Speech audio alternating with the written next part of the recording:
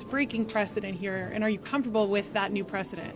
Actually, no decision has been made. The only decision that's been made so far is to bring it to the committee, and it's passed.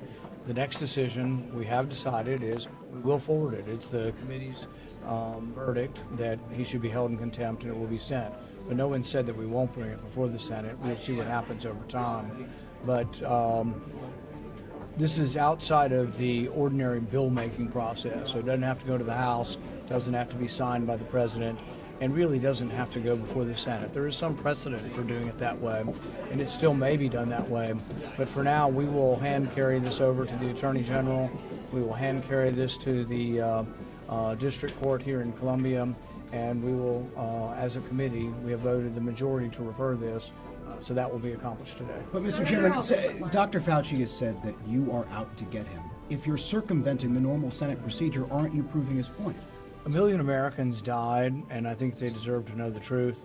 Anthony Fauci has advocated for dangerous gain-of-function research for 2 decades now. The question why is not a question that he can have liability for. He was given a pardon. Interestingly, the pardon starts in 2014. That's when the funding of the lab in Wuhan started. So I think he should answer questions. As far as pleading the fifth when you have a pardon, all you have to do is tell the truth, just not commit a new crime. But if we were to grant him immunity from telling the truth, of what value, would his testimony be? So I think the American people do deserve to know this. This is the same Anthony Fauci who said in a Washington Post op-ed in 2011, said that even if a pandemic should start from a lab, if someone's bitten in a lab or the virus escapes the lab, that the knowledge would be worth the risks.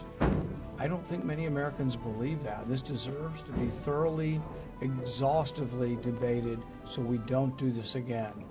Most of the scientists who came out in opposition to Anthony Fauci in 2011 when he funded gain-of-function research in the Netherlands, most of these scientists, I have no idea their partisanship. They want to make it about being partisan or me being partisan or disliking Anthony Fauci. I had no opinion of Anthony Fauci when he came before the American people. I didn't know who he was. For a year, I didn't realize what was going on until I began reading actually press reports. Nicholas Wade and others wrote incredible stories talking about the evidence that made us believe that this came from a lab. He's been evading this for a long time. The level of dishonesty is really unparalleled. In January of 2020, he wrote, "We know now that the earliest cases were not from the wet market." It'll take you 30 seconds to look at all the clips. Dozens and dozens of times he came on your networks and he said, it's just the wet market. It's those crazy animals. If we shut down the wet market, we'll do this. But he wasn't an objective observer.